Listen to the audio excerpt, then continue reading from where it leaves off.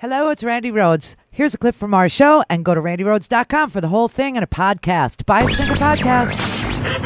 Mary had a little man. The fault. We believe that all men are created equal. To the magnificent mosaic that is America. From radio beacon to radio beacon. I have a dream today. Change has come to America. Believe me. Knock, knock. Who's there? It's a figment of your imagination. Randi Rhodes Show. Turn up your mind. To address a few specifics that have been erroneously reported this morning. The Vice President has never had to persuade me to remain as Secretary of State because I have never considered leaving this post.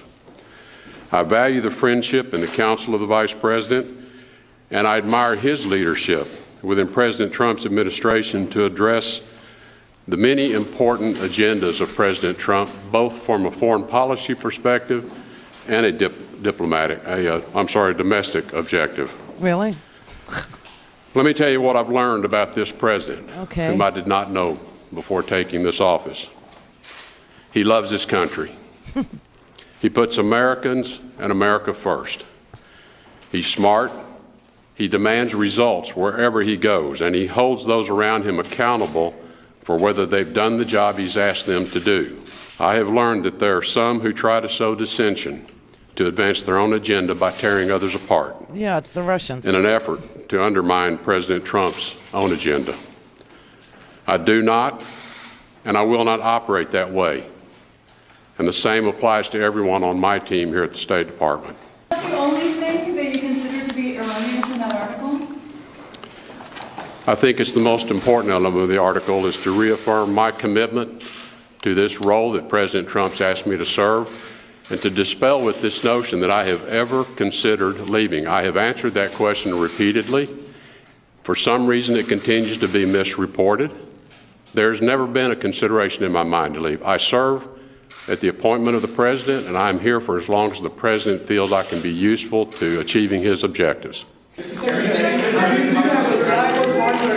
you address the main headline of this story that you called the President a moron? And if not, where do you think these reports or I'm not going to deal with petty stuff like that. I mean, this is what I don't understand about Washington. Again, you know, I'm not from this place, but the places I come from, we don't deal with that kind of petty nonsense. And it is intended to do nothing but divide people. And I'm just not going to be part of this effort to divide this administration. Well, you could have said no. I don't know what all that was about. I mean, this was amazing. So there's this big debate over whether or not the Secretary of State, Rex Tillerson, former CEO of ExxonMobil, who didn't know the president prior to becoming the Secretary of State, and has been what the media and what other members of the administration have called made Secretary of State in an arranged marriage, arranged by the Russians, no doubt, to be the Secretary of State, had to go on the TV yesterday and claim fealty to the President of the United States, couldn't deny that the President of the United States called him not just a moron, but an effing moron. Didn't deny it, just said he didn't want to get involved in the pettiness of calling the President. But yet there is no debate about whether or not the President is an effing moron, is there? No, there's no debate. So the important thing to know here is that no matter what he says now, the Secretary of State is apparently, completely aware that the President of the United States is an effing moron. And hopefully Rex Tillerson will act in an appropriate manner. And by that I mean he's gone. Okay, you know he's gone. You know that this man is not going to last. I think Steve Mnuchin is going to, because now they're looking at his travel thing, but that's another story. Anyway, so that was Rex Tillerson yesterday. Bob Schieffer from CBS News, one of those, grizzly, real media guys, a real news reporter, a real news anchor. He was asked, what did he make of Rex Tillerson? And here was his answer. You'll never succeed. This conference made it worse yesterday, or do you think that it helped the situation? I don't see how it helped, but I mean, this was not like a news conference. It was more like a hostage tape. Oh, God. It seemed to me. I mean, How so? How so, Bob? Well, I mean, How so? why was he there? The Washington Post this morning, they quote say they have checked with 19 sources. Yes, I mean, that's a new record for a number of sources that say he's a short timer. And, the word is he'll be gone by Christmas. I say Friday. I say it's Friday's news dump, but who am I to argue with Bob Schieffer, who has, been around news his entire freaking life. But yeah, he's right. This is the article in the Washington Post that they showed just now. Death Spiral, it's called. Death Spiral. Tillerson makes nice but may not last long with Trump.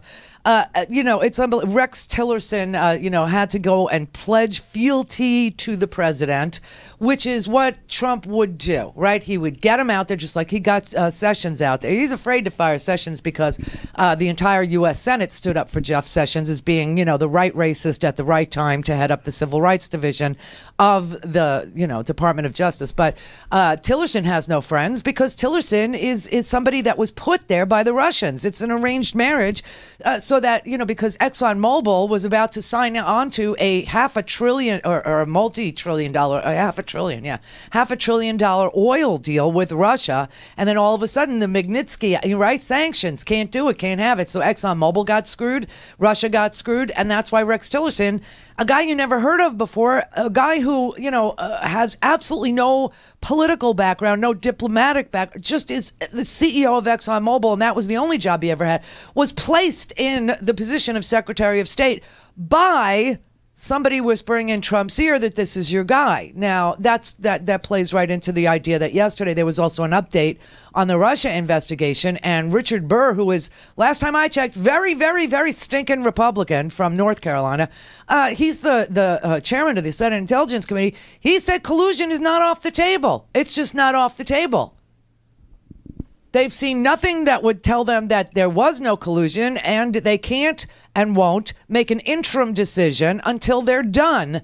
Now, they've been doing this for 9 months. They have 25 more interviews to conduct just this month alone, just this next month. Now, Michael Cohen, the president's lawyer, he's got to testify in public because he screwed up the negotiated private conversation he was going to have by releasing a press release of what he was going to tell, even though he agreed in his negotiated arrangement for private testimony to the Senate that A, he wouldn't be under oath, B, he wouldn't talk to the press. He violated it and, released some document that, was self-reported. Oh, I never did anything wrong. And yeah, we were going to build a Trump Tower. In fact, it was going to be the biggest building in Russia is what we're going to, and it never happened. Yeah, because the president had just gotten the nomination from the Republican Party. I mean, it's a very sad, sick story. So now Michael Cohen has to testify in public, and he will testify in public October 25th, and that's just one of the 25 interviews that are left to conduct this month alone. So it is kind of creepy. Bill Kristol, of all people, the rightest of the righties, okay? He quoted J.D. Salinger's Catcher in the Rye, which used to be my favorite book before I read 1984. But he's all morons hate it when you call them a moron. Saying that Trump, hated being called a moron by Rex Tillerson and forced Rex Tillerson to go pledge fealty in public right before he fires him. And yes, that's pretty much the reaction. Okay, so Bob Schieffer said it was a hostage video. And then Bob Corker yesterday, who, when they say Bob Corker, I really think the media ought to say Bob Corker, chairman of the Senate Foreign Relations Committee. Because if anybody understands everything about the Secretary of State's position and what diplomacy is versus war and what Congress's role is versus what the Secretary of State's role is in that whole department, it would be Senator Bob Corker. Bob Corker is the chairman of the Senate Foreign Relations Committee, and he's not running for re-election. So yesterday he was able to tell some truth. It was really kind of amazing. And he told us, he said to us, I feel really bad for old Rex. Got to tell you, I feel really bad. In fact, I got to tell you that guys like Rex Tillerson and Mattis and General Kelly, they are the wall that is, they're the babysitters of the moron. They're moron babies. They got moron duty. They're moron wranglers. He said they are the only people standing between us and chaos. And by chaos, he meant President Trump, right? I think Secretary Tillerson, Secretary Mattis, and Chief of Staff Kelly are those people that help separate our country from chaos. Oh, my God. I support them very much. And I don't know what he may have said after the briefing. I watch from, I mean, look, I see what's happening here. I deal with people throughout the administration, and he, from my perspective, is in an incredibly frustrating place. I think he's in a very trying situation, trying to solve many of the world's problems a lot of times without the kind of support and help that I'd like to see him have. Do you ever think about resigning at any point in time? I can't get into that. I can't get into that. Tillerson, Mattis, and Kelly are separating this country from chaos. Do you mean from the president's chaos? Well, it's just they act in a very, they work very well together to make sure that the policies we put forth around the world are, you know, sound and coherent. There are other people within the administration, in my belief, that don't. Okay, I'm sorry. Oh my God, chaos is a euphemism. It's probably his Secret Service handle too. Chaos is a euphemism for Donald Trump. That is the most amazing statement. You know, this is probably how some hereditary dictatorships survived idiot child kings. Except our idiot moron child king is 71 years old. And Bob Corker was trying to tell you yesterday that the only thing standing between us and, I guess, bombing North Korea, because, you know, this whole thing started over the weekend when Donald Trump was tweeting, oh, yeah, we were all focused on murder and mass killings and gun laws and, you know, bump stocks and everything. But Donald Trump was tweeting that, that Rex Tillerson ought to stop wasting his time doing diplomacy with North Korea. Meaning he wanted a military option. He wanted to bomb the crap out. He wanted to, you know, well, this is what I'm going to bomb the shit out of him. Right? This is what the president wanted to do. And Rex Tillerson was engaging in diplomacy. And so Trump was tweeting over the weekend, just completely destroying anything that anybody on the diplomatic front would be doing by saying, don't waste your time with this, with Rocket Man. He actually referred to, you know, they're trying to do sensitive diplomacy here. And he's calling him Rocket Man and telling Rex Tillerson, don't waste your time. Kellyanne Conway showed up on the TV to try and spin this into, oh no, Bob Corker was trying, Rex Tillerson, Bob Corker, they were trying to show support for the president. You just don't understand because you're fake news. The president just tweeted that the Secretary of State never threatened to resign. This is fake news put out by NBC News, low news and reporting standards, no verification from me. Let's put this in context. The Secretary of State didn't deny that he had called the president a moron. He said he doesn't want to deal with it, so he didn't refute the reporting outright on that level. And then Bob Corker, a Republican senator, came out and said that Tillerson, Mattis, and Kelly are the three men that keep us from chaos. Do you have any concerns about stability within the White House? That's Senator Corker giving accolades to the great leadership of our Secretary of State, our former DHS Secretary, now our Chief of Staff, John Kelly, and Secretary Mattis at the Pentagon. He is crediting their leadership from keeping this country from the chaos around the world. They support the president. The chaos of your president. He so you think it's the chaos around the world, not the chaos in the White House? And now, Chief, so there's a lot of chaos around the world. This president inherited a true mess, as he says all the time. So Secretary Tillerson yesterday did a couple of, I thought, remarkable things.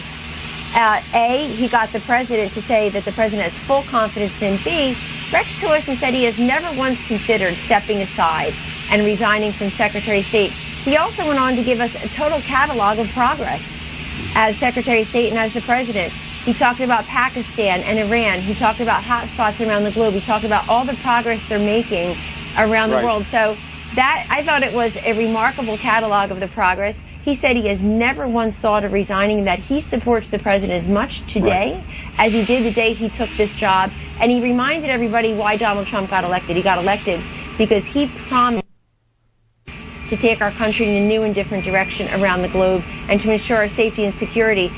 Also, Rex Tillerson says something that I know firsthand. is a great way to operate in this town against a lot of odds and naysayers and critics, which is he said he's not going to play this game. He's not. He doesn't understand why people try to sow dissension. And it was odd that he felt the need to come out in a press conference to say all that. It's something we're not used to seeing. I thought it was remarkable. I thought it was certainly great remarkable. We agree. It was